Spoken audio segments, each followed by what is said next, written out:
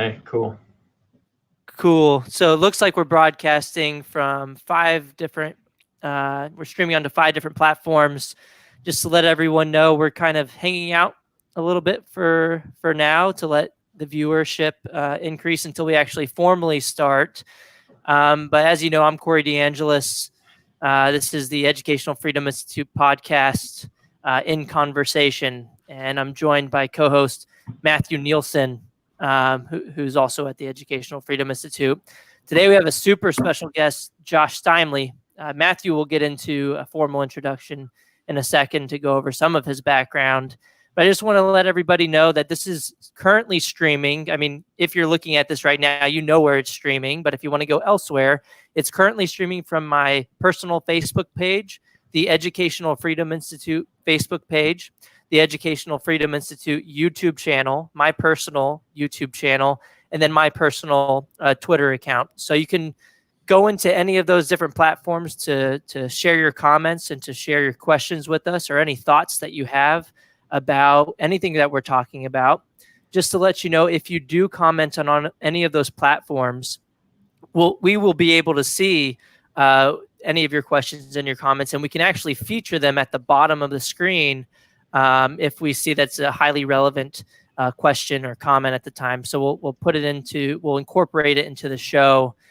So again, if you're watching now, feel free to do any of those comments. I'll make sure not to feature any super embarrassing comments. Depending on who it is. Depending on who it is. If you're okay with being embarrassed, maybe we will feature your super embarrassing comment.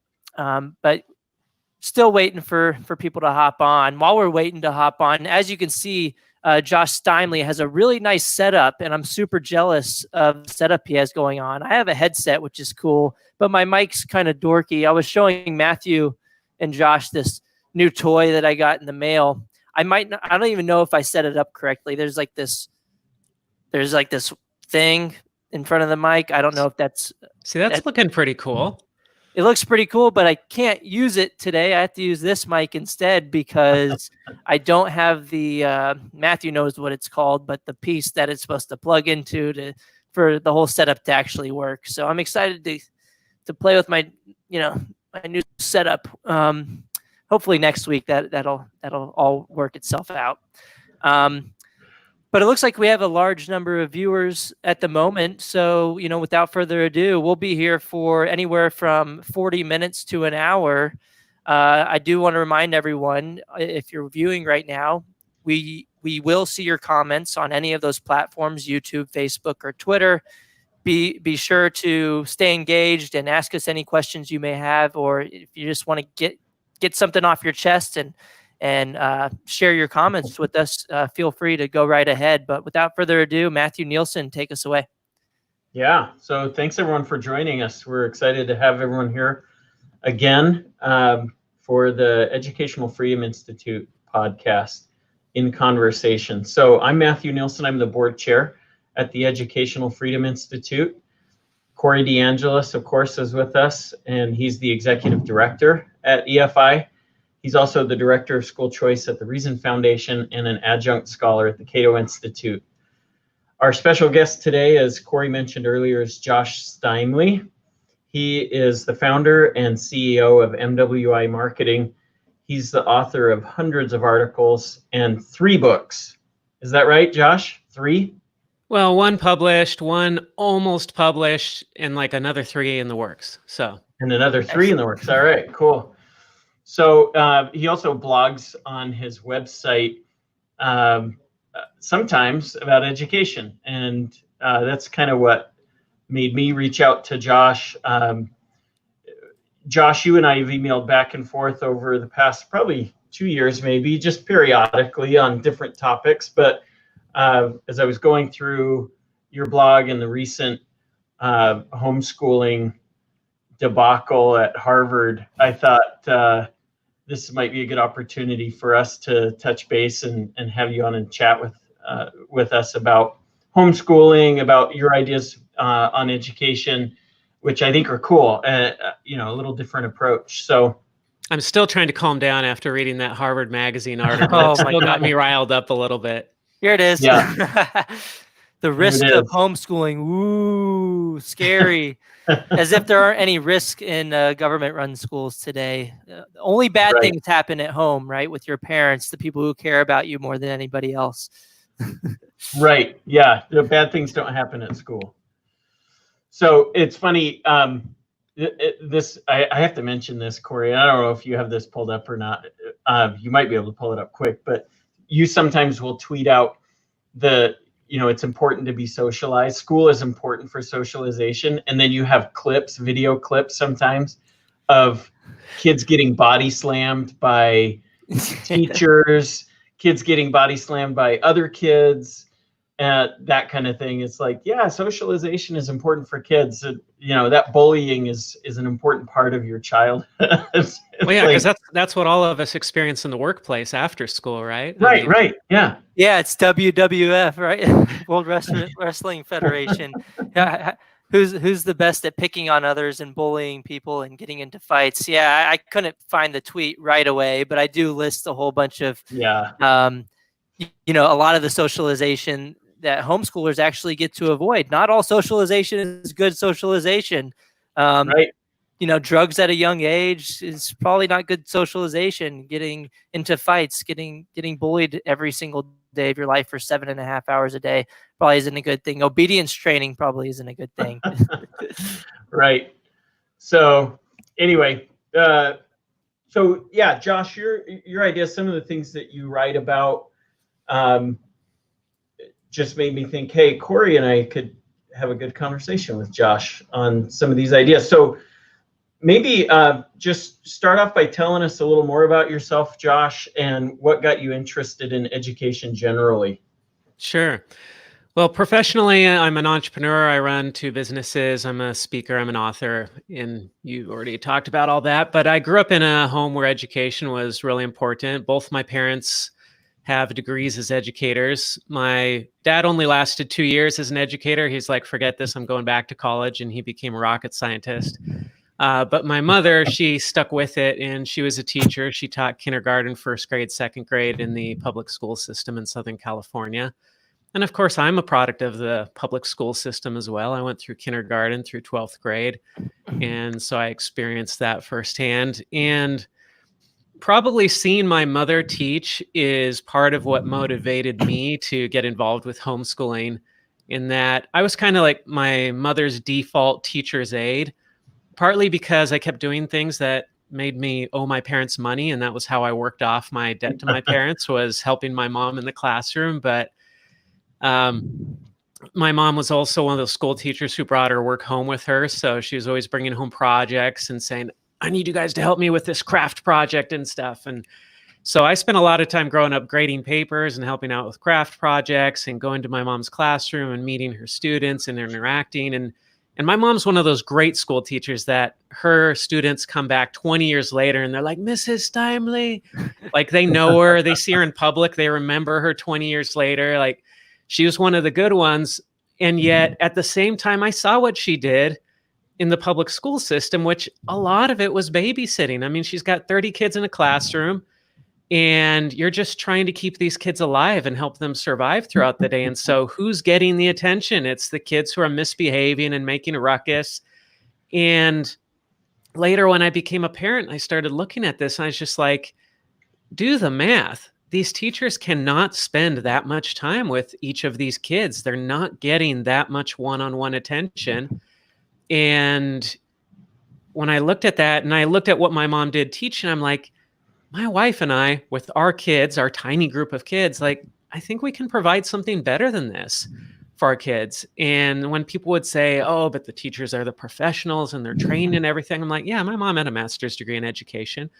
I know what she went through. I know what she learned, but I also saw what actually happens in those classrooms. And I went through it myself too. And I'm like, yeah, I don't know. I mean, yeah, there's some training there sometimes. And there's like special needs and things like that, where it's like training is more applicable. But for most kids, by and large, I felt like, I think the fact that I'm the parent and I care about my child means a lot more than any training that any teacher can possibly get.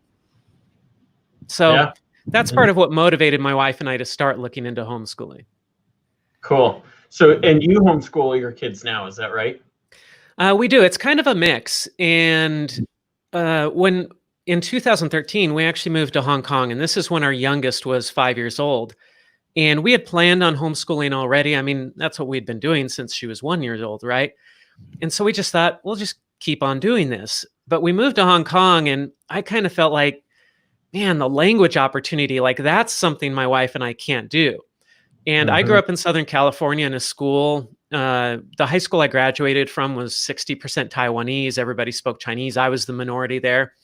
And these Chinese Taiwanese parents would come over and they just drop their kids into the English school system and say, deal with it. So I thought, well, this is fair. You know, we're in Hong Kong now. I'm just going to drop my daughter into the Chinese school system and say, deal with it. And because of that language opportunity, we did that. But then my daughter developed some stomach issues. We thought it was allergies and all sorts of stuff. We couldn't figure it out. But she also just hated school. She cried every single day that she was going. And the school also kind of ran our life. Our lives were structured around getting our daughter to school, doing homework. It's like we had no time for doing anything. And after several months, when we finally figured out she's having stomach issues because of the stress of school, we said, you know, this isn't worth the language. And we pulled her out of school. And then all of a sudden we had all this free time and we could travel and we could take our daughter places, and she was thriving and she was healthier. And we thought, why? Like, why were we doing this? And this is so nice not having her in school. And so at that point, we just decided, yeah, we tried that out. It didn't work and wasn't the right fit for us. And we decided to homeschool both of our kids. Interestingly, last August, we adopted a 14-year-old girl from China. And so she grew up in the Chinese school system. She was at a boarding school for 3 years. And boarding school in China, it's 7 days a week, all day long. I mean, she wakes up early up in the morning. They're not done with classes till 8 p.m. And so we brought her home and we started homeschooling her. And we're pretty hands off. We're almost into the unschooling type of stuff. And she was really struggling with it. She was just, I'm bored. She didn't know what to do. She's like, give me an assignment or something. We're like, no, you learn what you want to learn. And she just couldn't wrap her mind around it. And she begged us. She's like, please, I want to go to school. And so finally we like gave in. It's like our other kids were using school as a threat. Like, if you don't behave, if you don't do homeschool stuff, we're sending you to public schools. And our kids were like, no. With our other daughter, we're like, hey, if you don't do stuff at home, then you have to go to school. She's like, I want to go to school. Like, please send me. We're like, oh, whoops, that didn't work. So wrong threat. So we put her into school in January, and she just thrived there. She loved it. But she had been indoctrinated with that system and so much structure and everything. Like, she didn't know what to do without that. And so what we do is we do what's best for our kids. We try to follow their lead. And in her case, it's a special circumstance, and the school worked out better for her. And it did resolve some conflicts that we had with her where we were bossing her around, trying to tell her what to do. Of course, she's 6 weeks into school, and then this whole COVID thing breaks out and they cancel all the schools. So now she's back at home and we're homeschooling again. But it's still, even those 6 weeks were actually good to kind of shift the mentality and how things were working. So we'll see how this all works out, because now school's canceled until next year. So I don't think we've even told her yet. She'll be devastated. But Josh, I'll interject with a few devil's advocate points throughout this discussion. But one just came to mind when you said you just kind of learn what you want. That's kind of how this works. That's how people learn things. Well, some people will push back and say, well, how in the heck are these kids going to learn how to read, write, and do basic math? How are they going to learn all these basic skills if they're just allowed to go skateboarding every day or just going around playing with their toys all day? How are they going to work, to learn these basic skills that we all need for a basic functioning democratic society? How do you respond to that? Well, I mean, we push stuff on our kids. It's not like we just wake up and say, hey, do whatever you want all day. We actually tried that for a while. It didn't work out for us. But yeah, I mean, we're pushing stuff, but it's pretty unstructured and we keep it to a minimum.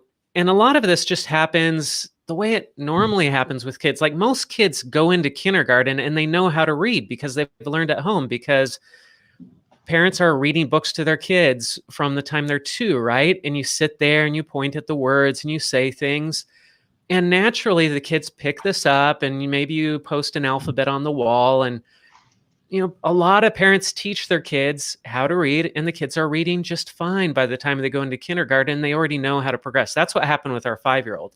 Our son was a little bit different. He's got some learning challenges. And so we've had to, like our daughter, it's like she picked up reading. I don't even know where she got it from. It's like we read books to her. We kind of taught her, but then it was like a month, and all of a sudden she's just reading and she just takes off. And the next thing we know, she's reading Harry Potter at age 8 or 9 or something. It's like, whoa, like how'd that happen? So sometimes they kind of do teach themselves. Our son, we really had to like push because of some of the learning challenges he has. And so it was a lot of pushing and prodding and felt more like forcing, but we did that, and now he's reading and he's fine. And a lot of the stuff you do just pick up too. I mean, you go to the grocery store, you pick up some math. Yeah. We give our kids money and we say, okay, you need to think about this. You think about that. How much money do you have? You want to buy this? Like a lot of this stuff comes up through normal, natural, everyday life. Mm-hmm. And when I think about what I learned in school, as soon as I hit algebra, I was learning stuff that I've never used again, more or less in my whole life. I mean, you might use some basic like a plus 3 equals whatever type of simple algebra, but anything that goes beyond the simplest stuff. I run a business. I've done this for 20 years. I never use algebra. I don't use calculus. I'm not in logarithms or whatever. You like I can't remember all the theorem. Stuff. Are you serious? A squared plus B squared equals C squared. Yeah, it's like this. We all need to do this. We all need it. Yeah, we're all learning like advanced mathematics, and that's fun and everything, maybe, but. But like year after year, who actually uses it? Who actually uses this stuff in their everyday life? It's really a highly restricted group of people. Well, and if you do need to use it, and you do find that you need to know that a squared plus b squared equals c squared, well, maybe you can look it up when you actually need to use that type of math, or if you need to use advanced calculus for whatever reason, maybe you could learn on the fly, or maybe if that's in the job description, you can learn it before applying for the job. I like that you pointed out that we learn a lot of stuff even before we get to kindergarten. And how did we learn that without schools? I think I saw someone post recently, I posted it myself, but I think I got it from someone else, that if we were to send kids to schools starting at 6 months of age, everyone would wonder and question how students or how children would be able to walk without schools. It's because they must have learned it at school because that's what we're doing. I think we kind of do the same thing with K through 12 education. We say, oh, look, they're doing that stuff in school. So without school, that means that they're not going to learn any of that stuff. That I think that's where that mentality kind of comes from. But a similar devil's advocate question regarding learning things at school is, this is one of the main concerns or pushbacks that have been lobbied against the homeschool crowd, that homeschool kids don't learn how to socialize well with others. They don't get to go around these big factory type schools all day and learn how to, interact with other people. How in the world are people going to learn how to be good citizens and interact and be respectful and tolerant of others' views if they're not going to schools? How are they going to figure that out? Yeah. And like we were saying at the beginning of this, I'm always kind of puzzled by this because I think back to my own school experience. You look at what's going on in the news, and I know the news is negative, but I think all of us can think back to our school experience, and we recall incidents of bullying, of racism, of people being made fun of a lot of behaviors that we would not want our children engaging in. I mean, it's sex, drugs, and rock and roll, right? And maybe the rock and roll is okay, but do you really want your 14-year-old learning about sex and drugs at high school or junior high from her peers? Is that really how you want them to learn about these things? And the socialization, I mean, what are we being trained for? We're not being trained to work in a job where we sit in a room with 30 other exact same age peers with an authority figure at the front who's telling us what to do all day. Like, where does that job exist in the real world? We're on teams, we're on projects, we're working with people of all ages. You've got 20-year-olds working with 70-year-olds across generational lines. Well, you get that in a family. You've got all sorts of different ages. And it's not as though homeschoolers sit at home all day in isolation. I mean, they do right now because of the COVID pandemic. Mhm. But I mean, there are groups, and when we were out and about before everything got shut down recently, we were going to book clubs, we're going to activities. There's so much out there that you can do to interact with other people of all ages, of all backgrounds, from different socioeconomic backgrounds. Whereas schools today, I mean, it's mostly, if you live in a rich neighborhood, you go to a school full of rich kids. If you live in a poor neighborhood, you go to a school full of poor kids. With homeschooling, you can drive across town and you can have a homeschooling group where all these people are mixed together. And so I feel like our kids were getting so much more socialization, like real world applicable socialization from the homeschool community than anywhere else. And most importantly, what is the fundamental unit of society? It's not the classroom, it's not the school, it's the family. What kind of socialization matters most? It's getting along in a family so that you can then go out and raise your own family. But we take kids out of the family and then they get married and we have this super high divorce rate. Well, no wonder they're not at home learning how a marriage works and how a family works and how to get along in a family. Wait. Hold on a second. So, Josh, you're telling me that the elite academics at Harvard are wrong in this image this portrayal of homeschool?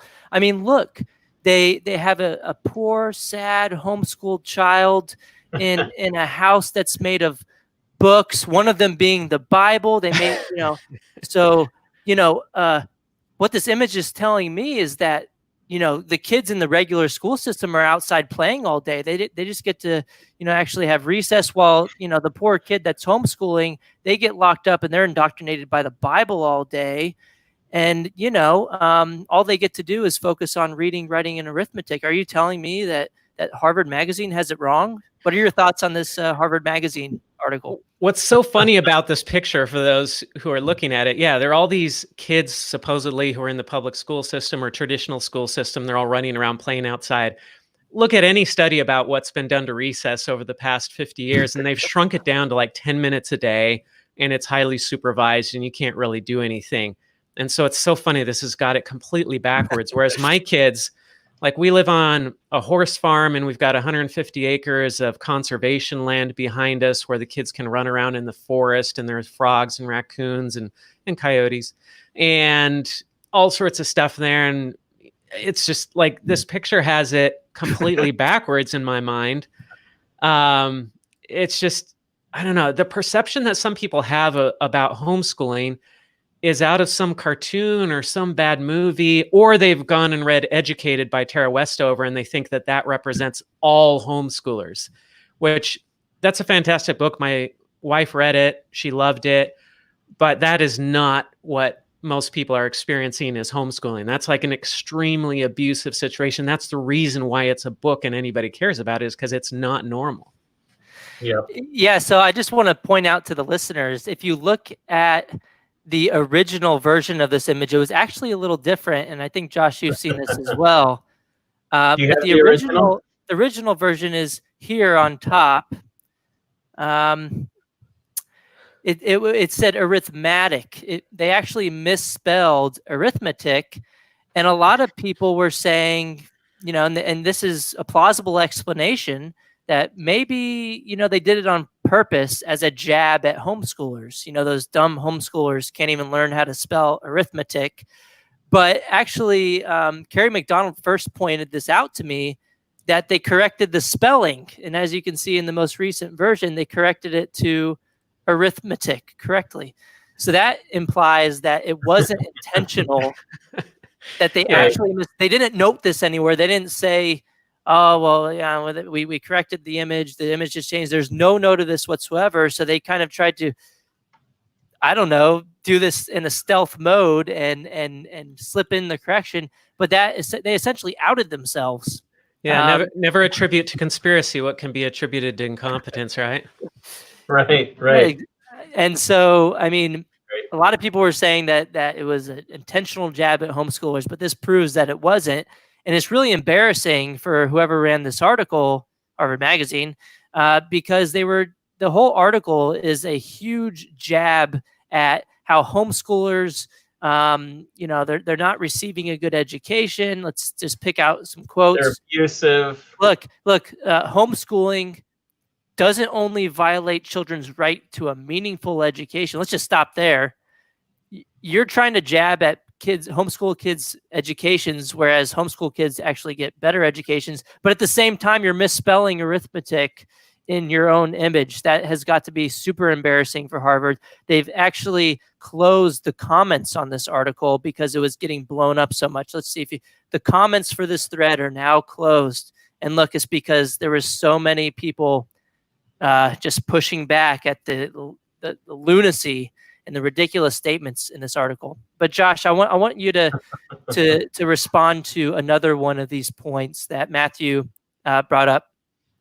But it's that there are some parents who may not be good parents for whatever reason, and they may, homeschooling could allow those parents to abuse their children without those children being able to go to a school setting and maybe report these parents to school officials. What is your response to that? That there may be just, it doesn't even matter what the proportion is. Maybe there's 1% of parents who would engage in this activity. What do you think about that?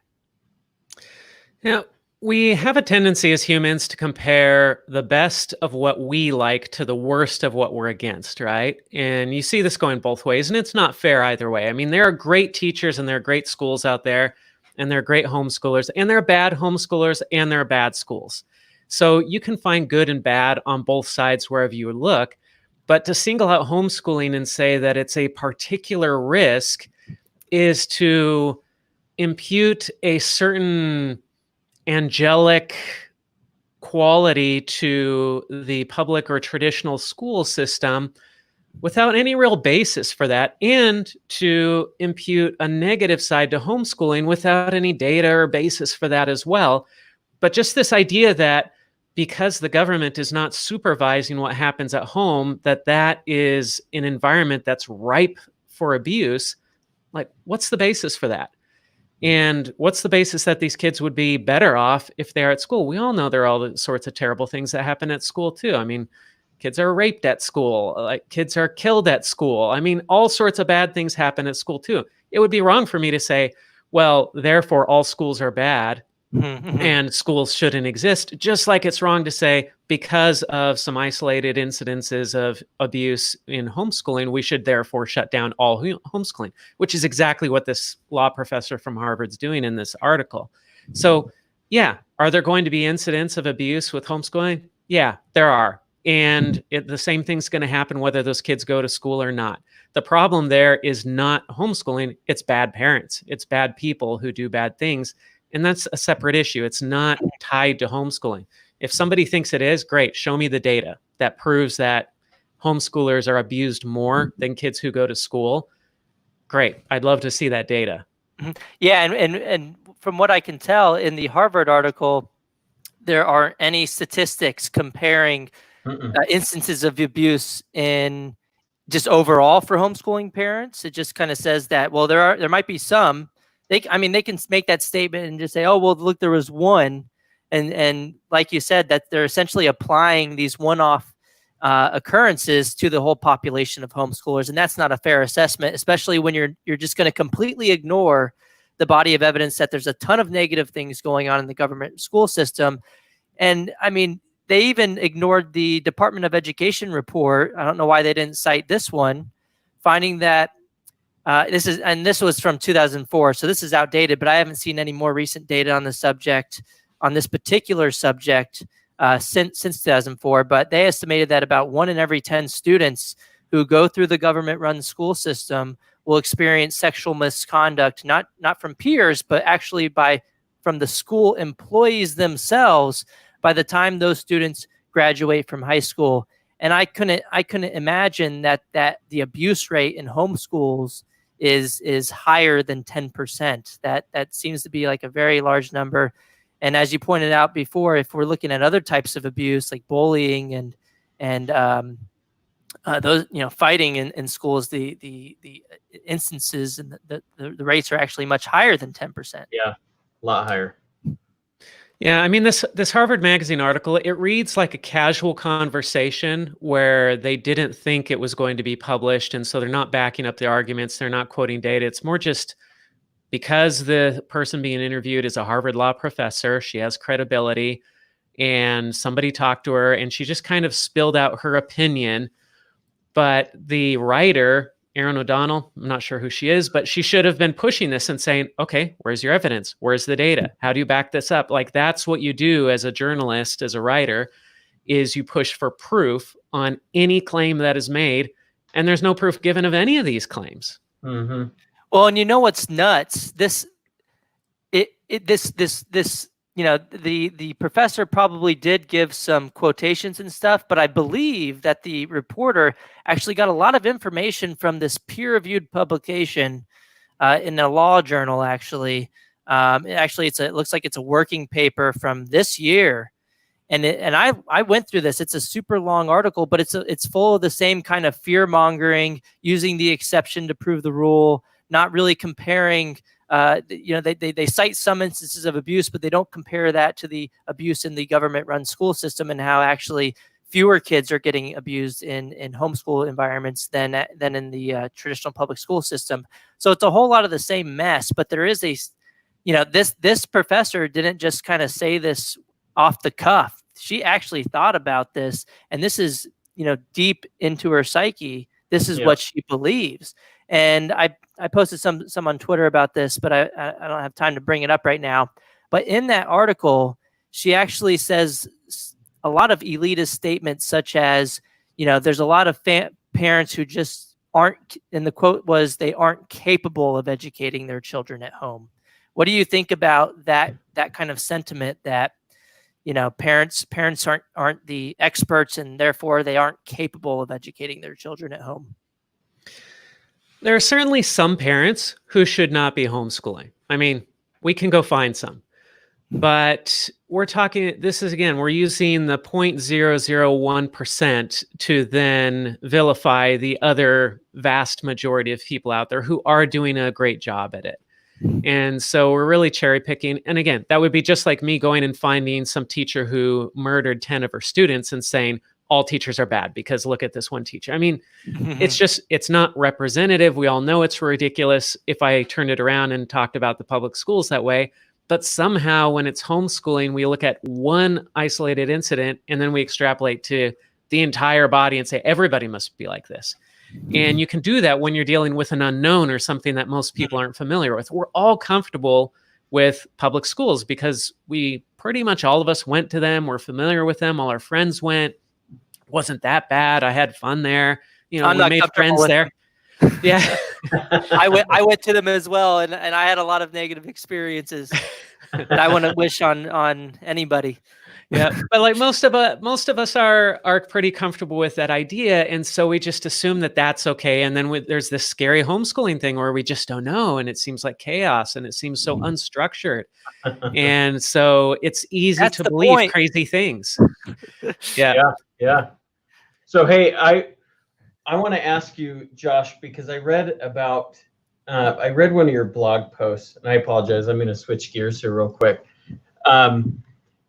You talk about context-based education. Mm-hmm. Where did this come from? Where did the idea, jump into your brain? What brought it onto your radar so much so that you would write about it? What is it? So this all goes back to an experience I had in the public school system, which is when I was a little kid, I was the smart kid. Like in kindergarten, first grade, I was the smart kid. Everything came easy to me. And this is probably because I got a lot of education at home from my parents. And so they set me up for success in a way in that I was ahead of everybody else. I could read earlier, I could read better, I could do math better. The problem was everything was so easy for me in elementary school that I never learned how to study and work hard to learn something. It was just natural. So once I hit 7th grade and all of a sudden I got thrown into a pre-algebra class and I looked at this algebra stuff and I was like, whoa, like, what is this? And then I just tried to go take a test. And of course I bombed it because I didn't study at all. And I was like, wait a second, I just took all the tests before and it just worked. I knew it.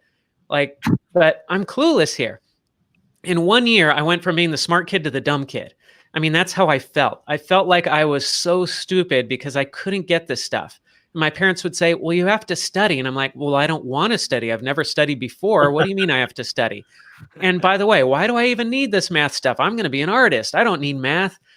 So I had no motivation, no interest, and it just seemed like a bunch of work for nothing. And nobody could explain to me why I needed this math. Like, why do I need this math? Well, if you're going to be a rocket scientist someday, okay, I'm not going to be a rocket scientist. So why do I need this math? Well, it's important. Everybody needs this stuff. Why? I mean, nobody could tell me the answer to that. So I failed math for the next 5 years and I hated it. And I felt so bad about myself. I would cry while I was doing math homework. And my dad, who is the rocket scientist, comes in and he's like, oh, this is easy. Like, you just do this. I'm just like, you lost me. Like, I have no idea what you're talking about. And I just thought that I was bad at math. I did not have a math brain, that I was stupid, and all I was cut out for was to draw pictures. And so I was going to go be an artist. And so that's how I left high school, thinking I was dumb at math. And I spent a year at college. I avoided all the math classes my first year. I took art classes, loved it. And then over the next 2 years, I was a missionary for my church, and I'm a member of the Church of Jesus Christ of Latter-day Saints. It's a common thing. Kids go on missions. I went to Brazil for 2 years. I learned Portuguese, and I also learned how to work hard down there, kind of for the first time in my life. So I came off of this experience of working really hard for 2 years. It was this coming age, growing up experience. And I also changed my mind about what I wanted to study, and I decided I wanted to go into business. The only problem with majoring in business is they use math there. And I had failed out of math years earlier. And I'm like, okay, I got a problem. I want to do business, but I need math and I haven't done math. Uh-oh, what do I do? Well, I thought, you know what? I'm going to go back to pre-algebra, 7th grade math, and I'm going to start there from where I started having problems. And so I went and I took this math class, and I'm 21 now, and it was so easy. It was such a piece of cake. I finished this whole class, like a whole semester class, in about a week and a half. Took all the tests, tested out, went on to the next class, aced that in a week and a half or something. In this one semester, I took about 13 college credits of math. I took it all the way up through Algebra 2 and everything up until whatever comes right before calculus. And I was just blazing through it, getting straight A's on this. I took 25 college credits this one semester. I got straight A's. And I'm like, I thought I was the dumb kid. This is such a piece of cake. Why is this easier? Is it just because I'm older and my brain works different now? But the conclusion I came to was, it's all about the context. Back then, I had no reason to learn math. It's really hard to learn stuff when there's no reason to learn it. Now, I wanted to go and major in business. I had to learn math to major in business. I was highly motivated, and I knew how to work hard too. But it was the context that made all the difference, that allowed me to turn something that was hard into something easy. So ever since then, I've looked at this and thought, why do we teach kids math in a vacuum? My son, he's got some learning challenges, but he's super into skateboarding, just like I was when I was a kid. And so when I'm teaching him about math, I put it into skateboard terms every time. It's like, okay, so imagine you're at the skate shop and you want to buy a set of wheels and they're $40. And how many bearings do you need for 4 wheels? Okay, there's 2 bearings in each wheel. I put everything into these terms, and that's how we teach him math. And because it's within a context that he appreciates and he's interested in, he's open to it. And he's seen where you use math in the real world.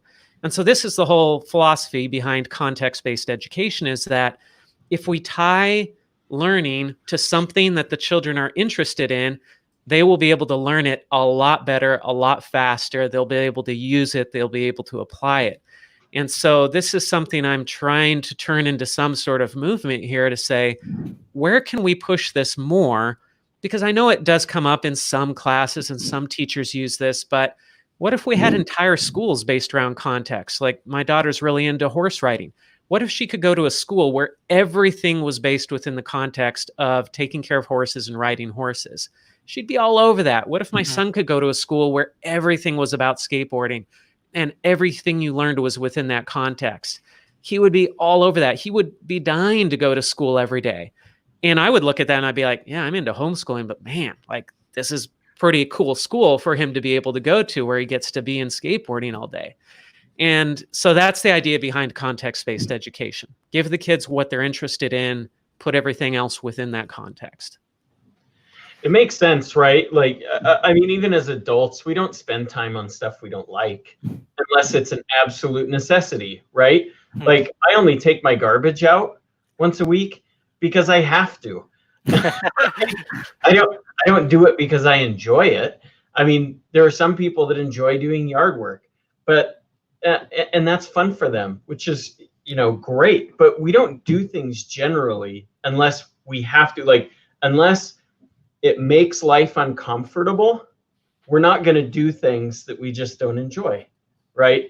So it's strange in a way, in a way that's important. It's strange that we expect kids to do things that they just don't want to do, right? Yeah.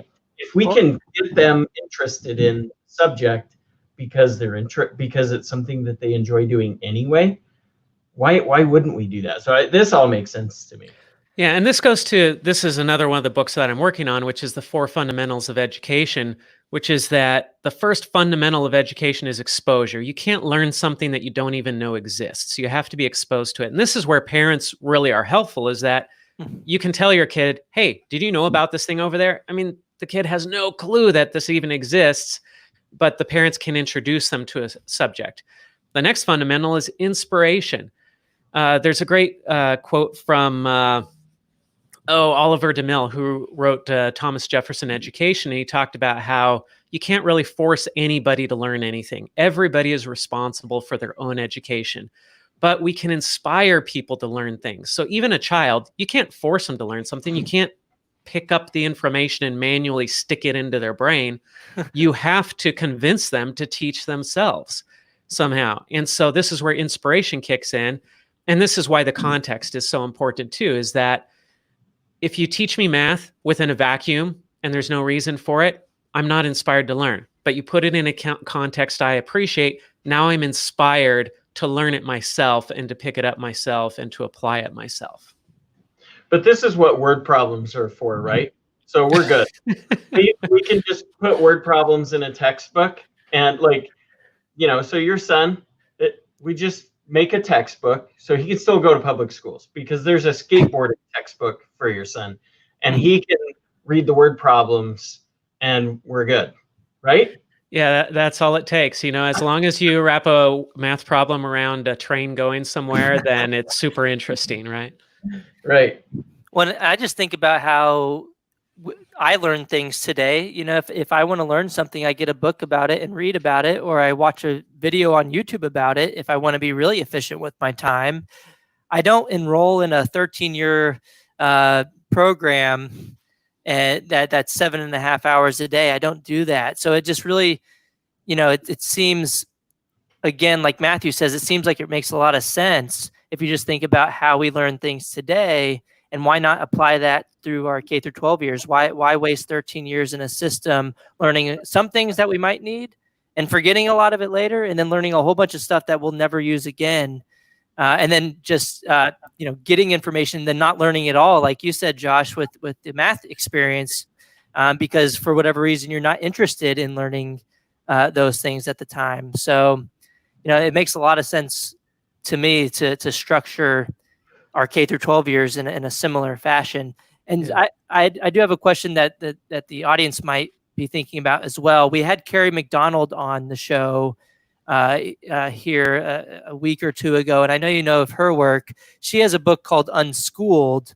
How do you see a difference between her ideas in Unschooled versus context-based education? Do you think they're pretty much the same kind of thing, just kind of a different way of thinking about it, or are there actual differences between the two? Well, I think her book, by the way, is the best book I've ever read on understanding homeschooling and unschooling. It's the best overview or introduction to homeschooling and everything related to homeschooling that I've ever read. So I highly recommend that book to anybody who's interested in homeschooling. And I don't think there's really a difference per se. I think what I'm talking about with context-based education is a subset, perhaps you could say, of what Carrie talks a lot about in unschooling. The common thread is that it's child-directed learning. Whether you're unschooling or homeschooling, the common thread is, what is the child interested in? What does the child want to learn about? And how can we focus on that thing? And that's one of the great things about unschooling or homeschooling, but child-directed learning, is that you go and talk to your kid and you're like, what do you want to learn about today? I want to learn about dolphins. Great, let's learn about dolphins. And maybe you spend an hour on dolphins and then they're like, I'm bored with dolphins. And you move on to something else. Or maybe they say, I want to talk about dolphins all day and tomorrow and the next day. Great, you spend 3 days on dolphins. And you can't do that in a traditional school system because you got 30 kids and we've got curriculum and everybody has to move along and we got to get everybody ready for the test. So sorry, we can't focus on dolphins. But at home, you've got all this flexibility to focus on what you want to, what the kids want to. Yeah, that makes a lot of sense. Matthew pulled up a different one of your blogs. I was just looking at this one, and it's really relevant for what everybody's going through right now. So I want to see if you could maybe just give us a little elevator speech about what was included in this blog. Seems very interesting. How to homeschool during a global pandemic. Do you have any big picture takeaways for the audience? Here's the one thing that I've seen happening, and we're seeing more and more articles about this as time goes on through this pandemic, which is that parents are giving up. They're like, I can't do this. It's too stressful. I can't keep up. The teachers are sending all sorts of stuff home. It's just too much. But they're saying, we need to open the schools so I can get my kid back in school, rather than, you know what? Maybe the system that you're trying to use at home is the wrong system. Maybe that's why it seems like too much.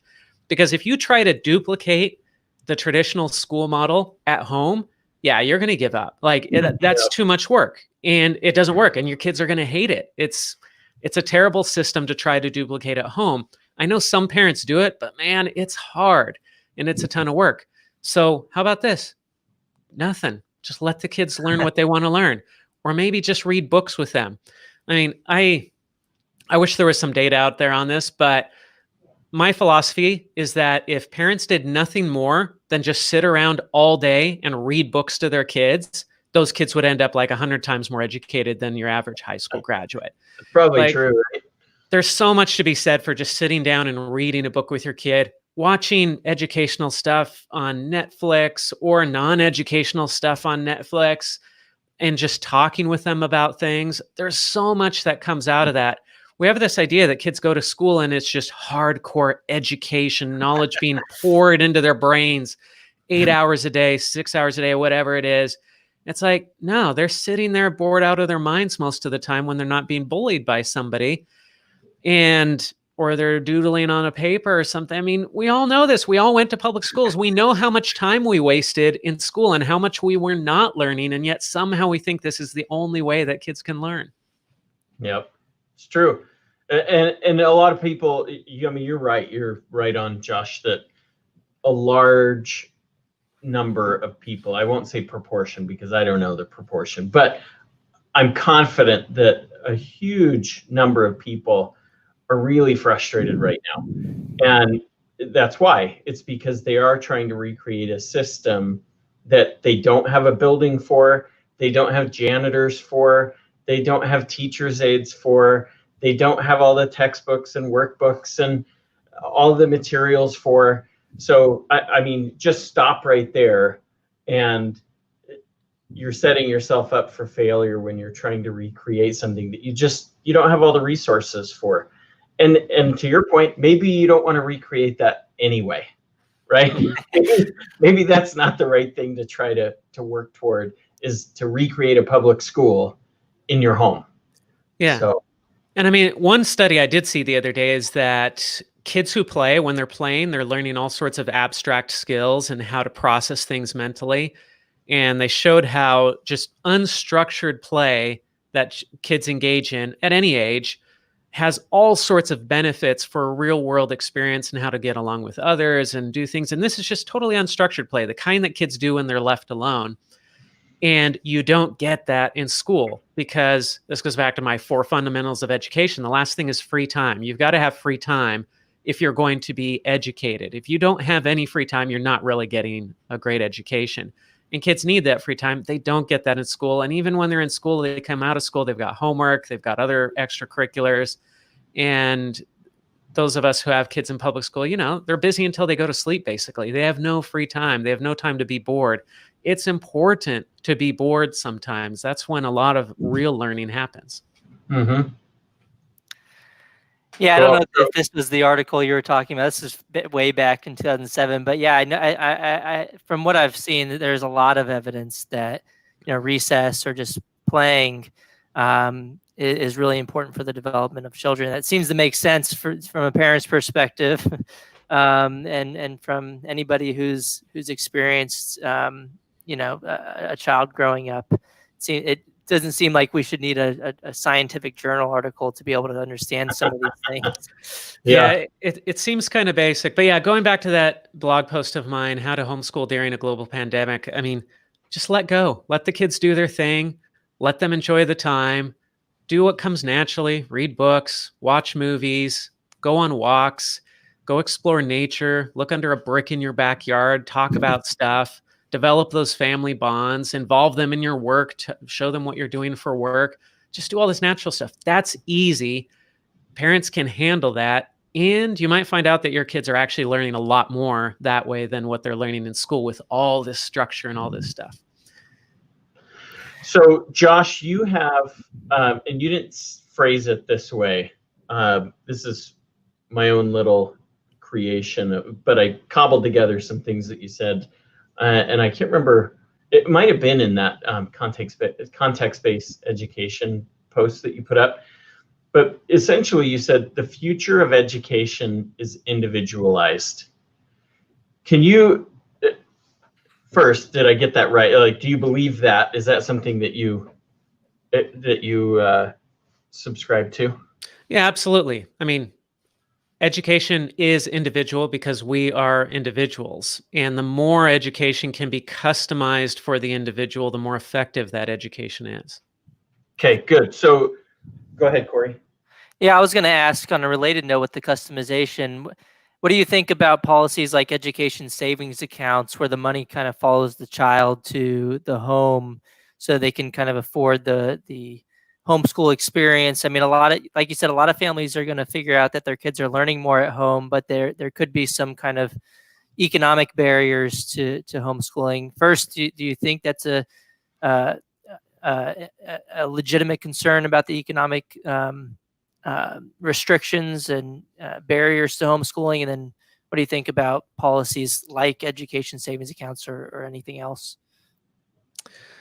I think anything that removes barriers between parents educating their own children and facilitates that without strings attached is a good thing. But I'm putting in a bunch of qualifiers there, because if the government takes your money and then it gives it back to you, there's a string attached, because then they've got you hooked, right? Because then they can say, oh, now that you're used to this, unless you do it the way we want, we're going to pull this away from you. So depending on exactly how things are implemented, if the government said, hey, if you keep your kid at home, that means we don't have to spend as much money on your child at the public school, and therefore you get a tax credit for the children. You just get to keep the money that you already have. I'd be all over that. I'd love that.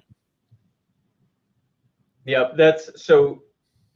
How many, Corey, you know this, Arizona has the ESAs. There's I want to say 6 states with education savings accounts, but they're all targeted to students with special needs. If you're any other category, you don't qualify for it. And they're targeted based on that, but then also, even if there's like a ton of special needs children who want to use the programs, they're targeted based on how many scholarships they can give out as well. So they're very tiny programs. But maybe what you were getting at is that the existing education savings accounts programs are pretty lightly regulated. They just pretty much say that you have to spend the money on education expenditures. Now, the government could in the future say education expenditure, you have to use the if it's a government approved education expenditure, it has to be, including the government curriculum. That's not how it is at the moment, but that could happen in the future. Yeah. I mean, my ideal is that nobody pays taxes and there are no government schools. In between where we are today and that ideal, there are all sorts of levels of compromise, and maybe this is better, but that's the ideal that I've got in my mind. However politically infeasible that may be. That's very libertarian of you to say that, Josh. You've got your libertarian ideals, and then you have to go live in the real world at the same time, right? It's tough sometimes.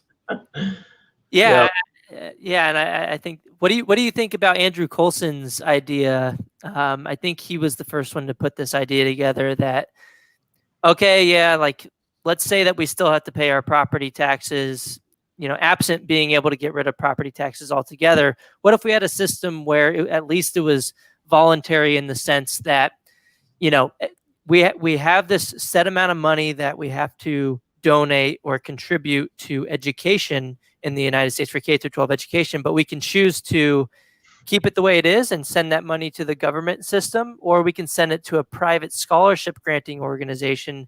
That way the money kind of remains private, and then the scholarship granting organizations can determine any kind of rules that they want to attach to that funding, and kids could come to those organizations to get scholarships to go to private schools or to use that money for homeschooling expenses. What do you think about that as like a midway point? I don't see any states that have ever proposed this, I don't think, but theoretically speaking, do you think that's something that states should be pushing for? Yeah, I mean, it's not my ideal, but it might be a step in the right direction, just like vouchers. Again, vouchers aren't my ideal, but is it better than what we've got? Maybe. It's kind of hard to say because the devil's in the details, right, about how these things are implemented and how it actually comes out in practice once you see them. So now what's interesting is that because of technology and innovation, we're getting to this point where even if you have to pay for everything yourself, which is what you do when you homeschool, I mean, we get nothing back. Like, we're putting all the money into the public school system. We get nothing for that, excluding arguments about how we have a better society, democratic society, whatever. But like, we don't get any money back for our kids. It just stays in the school. And yet it's worth it to us to do that. And it's worth it to 2 or 3 million other homeschooling families out there. And after this pandemic, where we just had, 60 million families introduced to homeschooling hardcore, how many of those families are going to stick with it after the pandemic and say, you know what, this is better. Let's just keep on doing this. Maybe we add 1 million or 2 million families to that homeschooling collection. And at what point do you realize the existing system is so bad that even though it's quote unquote free and homeschooling is expensive, so many people are still willing to homeschool at their own expense rather than use the quote unquote free system? The more that happens, which will increase as we get better technology and there's more free learning resources online, the more irrelevant the current system is going to become. And at some point, I hope people will wake up and realize, gee, we've got some states where it's $22,000 per pupil per year. Can we really not do better with that much money? I mean, think about a classroom of 30 students. What's that come out to? That's $600,000 a year. Like, give that to an entrepreneur. Hey, I thought you weren't good at math. Basic math, basic addition, multiplication. I'm okay. Just don't throw the algebra at me anymore.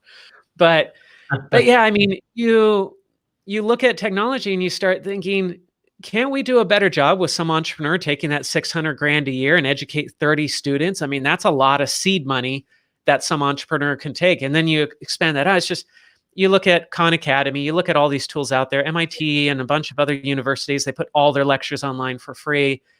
This is only going to increase. And at what point do we say, gee, I can go get a free education from the best university in the world for free?